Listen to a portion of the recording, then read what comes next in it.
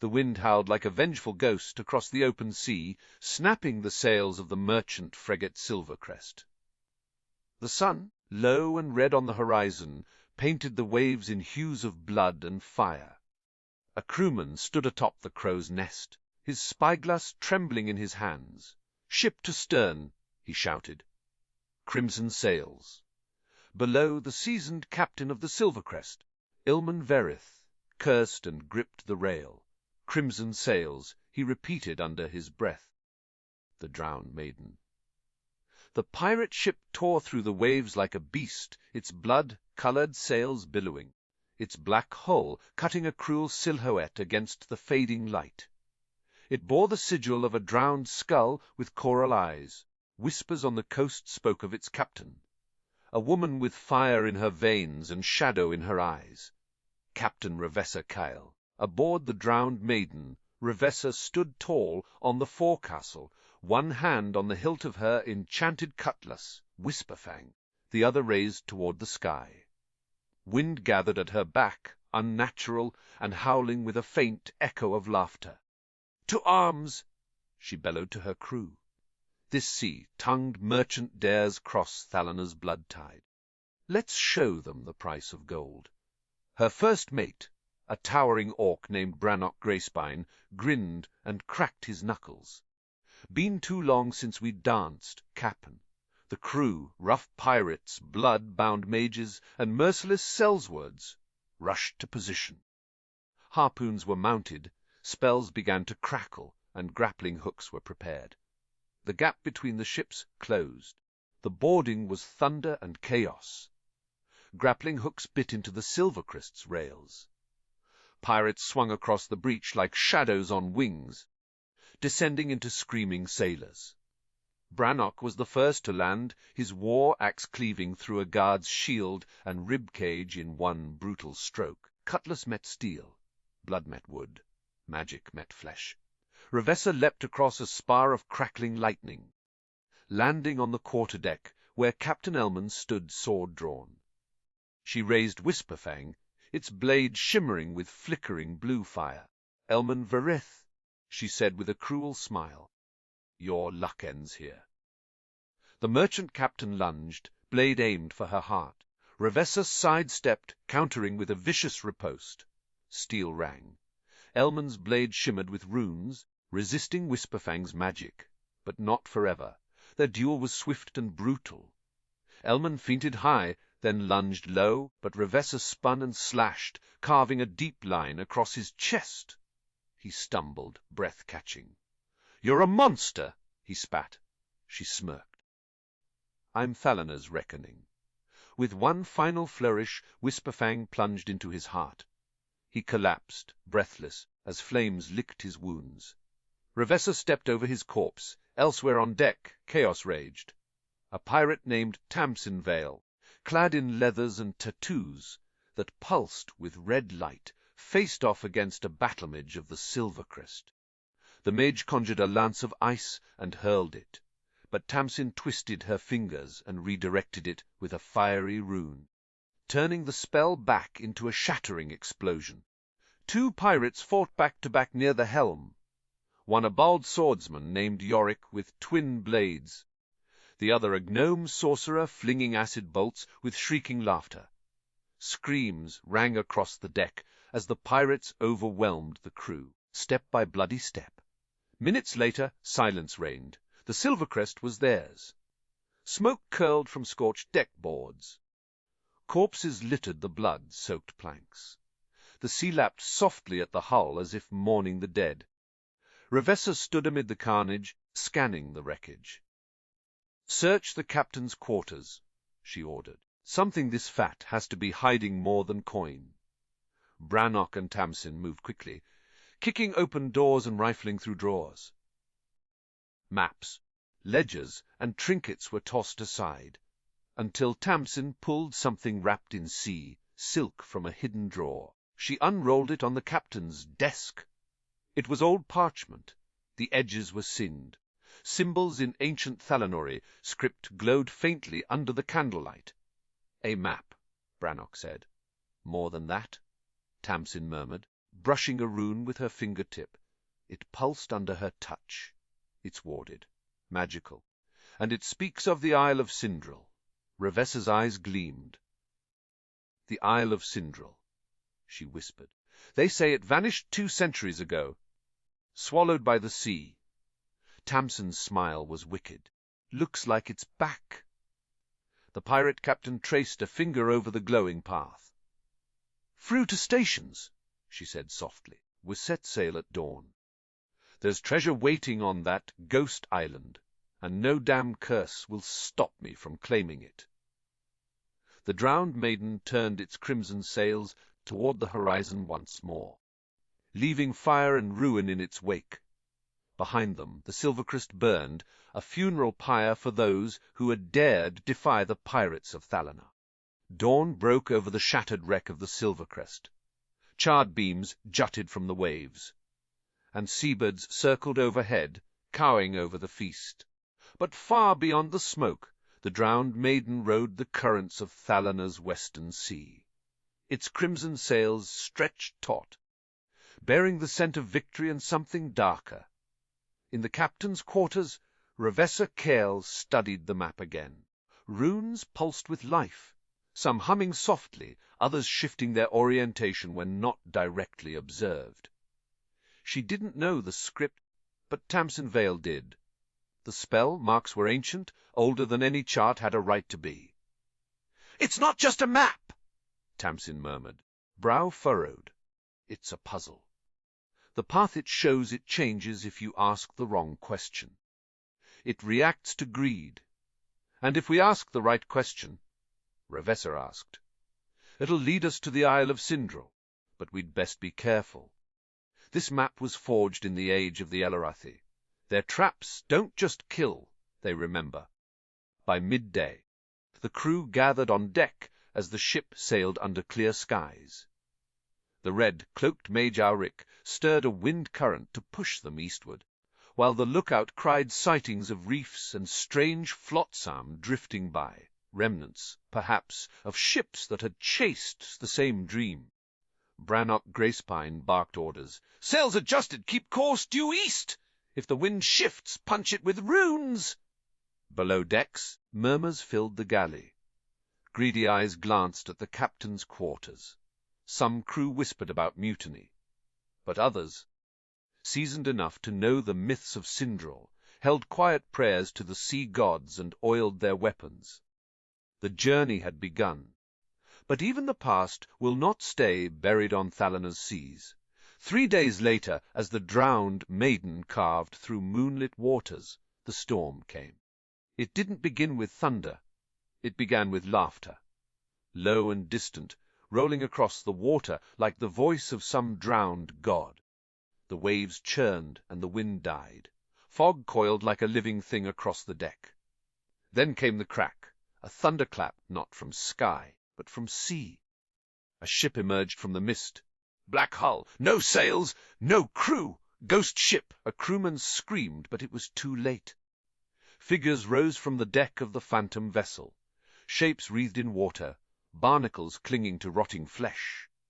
Drowned revenants, armor fused to their skin, eyes glowing with sea, witch curses. They leapt. The drowned maiden erupted in motion. Steel was drawn, magic ignited. The battle was unlike the boarding of the Silvercrest. This was no mortal foe. The undead surged over the rails with inhuman speed. Cutlasses clashed with rusted sabers. Blades struck, but the revenants didn't bleed. They cracked like shells, water spilling from gashes instead of blood. Brannock swung his axe through the torso of one creature, sending its top half spiraling into the sea. But the legs kept walking until he crushed them under his boot. Tamsin flung a rune into the air. Flare and burn. A ring of fire exploded around her, igniting 3 attackers, but the flames turned blue and cold, resisting her spell. "Damn it! They're cursed!" Yorick, the twin-blade duelist, fought back with a young Deccan named Mara. "Aim for the head!" he roared, his blade slicing through a revenant's face. "And don't stop swinging!" From the quarterdeck, Ravessa raised Whisperfang and shouted an incantation. By flame and shadow, "I bind thee!" The runes on her blade burst alight. With a slash through the air, a spectral wave erupted from the blade, slicing through 5 revenants at once. They screamed in ancient tongues as their bodies dissolved into foam. But more came. A towering drowned knight landed on deck, armor encrusted with coral, wielding a trident wreathed in stormlight. It pointed at Ravessa. The map return it, or drown in Sindral's wake. Ravessa stepped forward. "Come take it. See, wretch." Their duel shook the deck. The trident swept in wide arcs, summoning bolts of lightning from the fog. Ravessa parried with flaming strikes, Whisperfang singing with every clash. Sparks flew. The deck burned. A glancing blow from the trident grazed her shoulder, sending numbness down her arm. But she pressed on. She feinted left, then lunged under the knight's guard, driving her blade deep into its chest. The runes on her sword flared crimson. She twisted the blade, and the knight exploded into mist. The remaining undead froze. One by one they dissolved, their forms breaking into sea foam, screams lost to the wind. Silence returned. The drowned maiden floated amid a thin mist, its crew bloodied but alive. The ghost ship was gone. That night Ravessa stood alone at the bow. Tamsin approached, clutching the map. "That was no random attack," she said quietly. "They came for this. The map's cursed." Ravessa asked. Tamsin nodded. "Or blessed, depending on who you ask. It's pulling us toward something ancient." Ravessa's lips curled into a grin. "Good. I'd hate for this treasure to be too easy." From behind them, Brannock called out, "Land." "To the east." Ravessa turned. In the distance, rising from the fog, jagged cliffs formed a crown around a jungle-clad island. Strange lights flickered in the trees. A shape like a broken tower rose from the heart of it. The Isle of Sindral had returned. The Isle of Sindral loomed like a dagger against the sea's throat. Tall cliffs gnawed by time, jagged rocks like broken teeth lining its coast. Jungle canopies shrouded the heart of the island in emerald shadow. But even from offshore, the pirates of the drowned maiden could feel something else, a pressure in the air. A subtle hum just beneath the edge of hearing. It wasn't wind or waves. It was the island whispering. "Drop anchor!" Brannock shouted. "And gods damn you, don't let that whole drift into the reef." Ravessa Kael stood on the deck, her gaze fixed on the shore. The map fluttered in her gloved hand, runes shimmering faintly in the dawn light. Tamsin Vale stood beside her, eyes narrowed as she traced symbols in the air. "This map's magic is alive," Tamsin said. "It's reacting to the island. Look, watch the path shift." The inked route shimmered, changing course between heartbeats, winding like a snake through the jungle. "Can it be trusted?" Ravessa asked. "No," Tamsin said, "but it's the only path we've got." By midday, a landing party assembled. Captain Ravessa, Brannock Greyspine, her brawny Orcish first mate, Tamsin Vale, runesinger and arcane scout, Yorick, dual-wielding duelist, Mara, the youngest Deccan, eager and wide-eyed, and 5 more, cutthroats, lockpickers, and sellswords. They rowed ashore in silence, water slapping the hulls of the longboats. The beach was a strip of black sand, slick with sea mist. Towering palms reached like claws toward a colorless sky. Strange birds shrieked from the trees, and somewhere deeper in the jungle, something chittered, insectoid and deep. As the crew stepped onto shore, Ravessa drew her cutlass and whispered, "We take what we came for, leave the ghosts to rot." The map guided them inland. The jungle was thick and humid, and the trail, if it could be called that, twisted and turned in impossible ways. Vines moved on their own. Stones rearranged themselves when not directly observed. "I think the path loops," Yorick said. "We've been here before." "We haven't," Tamsin murmured. The island just wants us to think that. She raised her hand and sent a pulse of energy into the air. Runes burst outward like ripples on a pond, revealing hidden glyphs carved into nearby trees. Wards, traps, and misdirection spells, clever and ancient. "Stay close," she said. "The real trail hides beneath illusions." 10 minutes later, they found the first corpse. It was draped over a stone idol, skeletal, the skull crushed inward. Moss covered its ribs, and its armor bore the sigil of an old Thalanorian house, Virex, a noble house lost centuries ago. A failed expedition, Brannock grunted. "They never made it past the outer ring," Tamsin said, pointing to the ring of wards encircling the idol. This place was meant to trap intruders. Mara crept forward and reached for a pouch at the corpse's belt. "Don't!" Click! The ground beneath her feet glowed. Runes erupted from the soil, a kaleidoscope of searing red and gold. "Umvi!" Ravessa bellowed. The crew dove aside as the idol detonated in a storm of arcane shrapnel. Searing light blinded them. A shockwave slammed them into trees. Mara hit the ground hard, blood trickling from a shallow gash above her brow. "Trap rune," Tamsin said, coughing smoke. "One of the old ones? It builds anticipation before it fires." "You said the map would warn us," Brannock growled. "I said it would try." They moved more carefully after that. The jungle grew stranger with every step. Birds hung motionless in the air, frozen like statues. Shadows moved without sources. At one point, the entire crew passed a clearing only to emerge, seconds later, facing the same clearing again. Ravessa threw a knife at a tree. When it struck, the illusion shattered like glass. Beyond, they saw a massive stone stair descending into the earth, overgrown but unmistakably crafted. "Looks like we found our path," Yorick said. Tamsin frowned at the runes on the steps. "And something doesn't want us going down there." "Perfect," Ravessa said, drawing Whisperfang. "Let's not keep it waiting." The descent was slow. The stairs spiraled into darkness, carved into a cliffside, damp with old moss. Strange glyphs lined the walls, some glowing faintly as the map pulsed in Tamsin's hand. The deeper they went, the colder it became. Finally, they reached a stone platform overlooking a vast underground chamber. It was a vault, ancient and untouched. Statues lined the walls, robed figures, heads bowed. At the center stood a stone pedestal, and atop it an obsidian puzzle box. It pulsed with a deep red light. Brannock stepped forward. "The treasure." Tamsin held up a hand. "No, a key. The vault must be deeper still." But before she could say more, one of the statues moved, then another.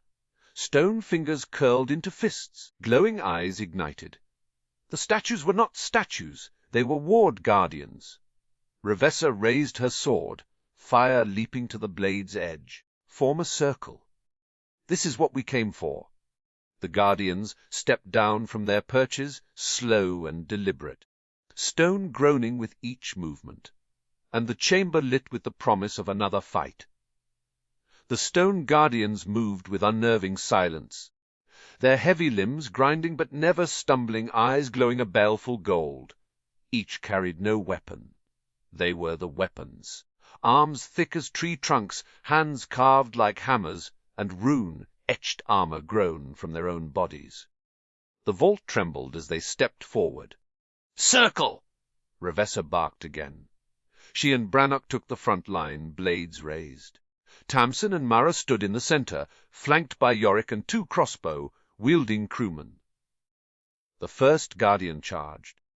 Its massive stone fist crashed down toward Ravessa, but she sidestepped, blade flashing up.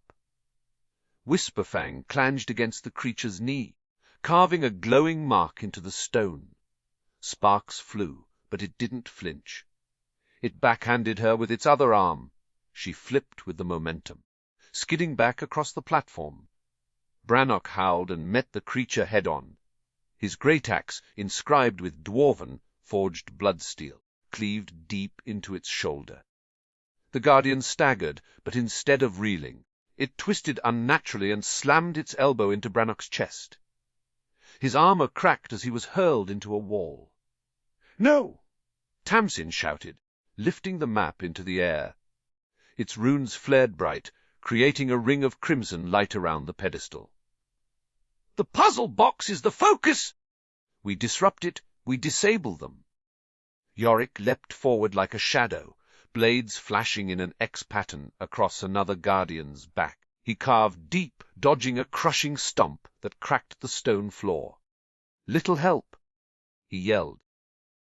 On it, Mara ducked under the guardian's swinging arm, rolled forward, and reached the base of the pedestal. The obsidian puzzle box pulsed louder now, glowing with a slow, rhythmic beat like a heart. Tamsin joined her. "I can't dispel it. It's bound. But if I twist the structure—" Her fingers danced over the surface, runes shifting and unlocking. One by one, the guardian's eyes flickered. The guardian facing Brannock froze, mid-swing. But two others remained active, more aggressive now. Ravessa rose, blood running from a split lip. She met the advancing construct with renewed fury. Whisper Fang shimmered red, hot as she dashed forward, ducking under a sweeping strike, and driving the flaming blade into the guardian's core. Fire burst through its body, runes unraveling as if screaming in pain. With a groan it collapsed, shattering into pieces. "Last one!" Brannock roared. He and Yorick closed on it from either side. One axe, two blades. A flurry of sparks and grunts filled the chamber. Tamsin shouted one more seal. The puzzle box gave a low click and fell silent. The final guardian paused mid-step. Its eyes dimmed, limbs locking, then crumbled into dust. Silence. Only the rasp of breathing and the slow drip of water from the stone ceiling remained. They collapsed against walls and columns, nursing wounds and gulping down breath. Mara looked at the puzzle, box still resting on the pedestal. "That was just a key." Tamsin nodded. "To the next layer. The treasure vault lies deeper. But the map doesn't reveal more until this piece is placed." She lifted the box carefully. "It's like a test. Only those who pass the guardians even get the next part of the puzzle." Brannock snorted, wiping blood from his lip. "That's a damn unfriendly doorbell." Ravessa stood slowly, eyes fixed on a stone archway at the far end of the chamber. Carved above it were glyphs in the same language as the map. "What do they say?" she asked Tamsin. Tamsin squinted, frowning. A warning. "Roughly translated, beyond this threshold lie the fangs of the gods. Speak false, bleed eternal." Yorick's grin twisted. "Well, sounds cozy." They pressed forward. Beyond the archway, a narrow passage descended in jagged steps, leading deeper into the island's heart. The stone walls were smoother now, less weathered, more deliberate. This wasn't a ruin. It was a sanctuary or a prison. Something kept sacred. As they moved, fog began to rise. Not mist from air, but something arcane. It glowed with a faint green hue and whispered in sibilant, indecipherable voices. "I don't like this," Mara murmured. "It's like the mist is watching us." Ravessa kept moving, blade drawn. "Keep your thoughts to yourself." The fog listens. They entered a wide corridor where the floor changed from stone to pale white tile. Tamsin froze, eyes wide. "Don't step forward," she said. "This floor is a lie." She knelt, eyes glowing faintly as she traced a rune in the air. The true floor appeared beneath the illusion. Broken, narrow tiles, many missing entirely. Below them a bottomless chasm. "Booby-trap," Brannock growled. Oldest kind. Yorick tapped one of the illusory tiles with a dagger. It passed through and vanished into darkness. "Let's not find out what's at the bottom." They crossed carefully.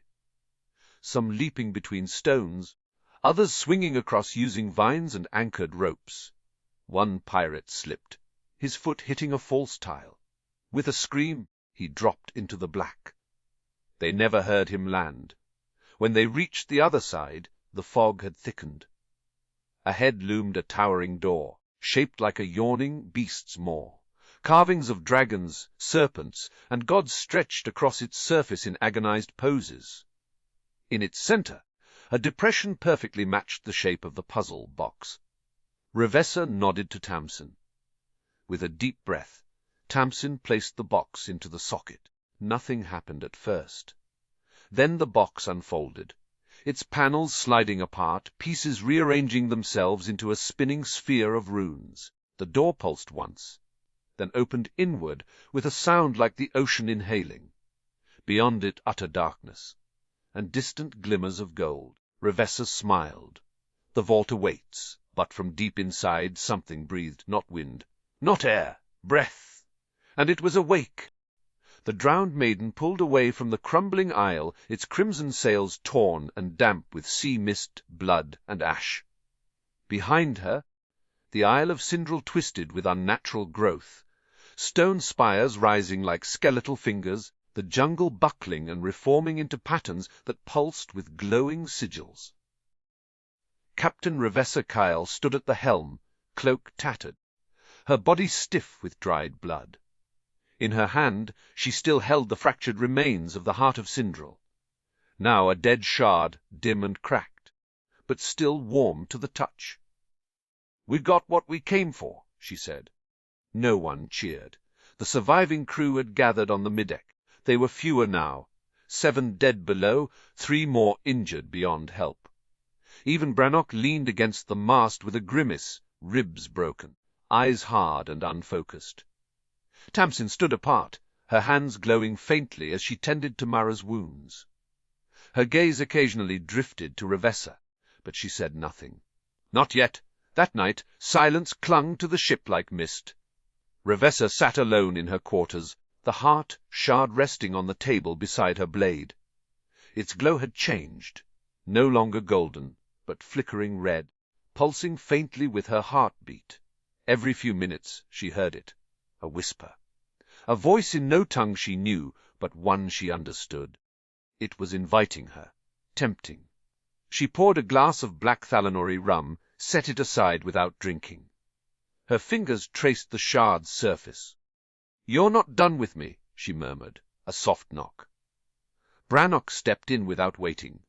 He looked worse, bandaged, bruised, but alert. "Half the crew wants to mutiny," he said. "I assumed so," Ravessa replied without flinching. "They saw what that thing did to the vault. They think you've cursed us, that we brought something back." "We did?" Brannock grunted. "Then give it up?" "No." Ravessa's voice was steel. "It's power. I felt what it contains." Brannock shook his head. "You didn't bring treasure, Ravessa. You brought a wound in the world. Something bleeds through it." A pause. "Then, if you don't toss that thing overboard, someone else will." The next morning broke, with storm clouds on the horizon and tension coiled tight across the deck. Ravessa stood beside the helm as Tamsin stepped forward, the map in her hand. "You lied to them," the mage said coldly. "I told them there'd be treasure.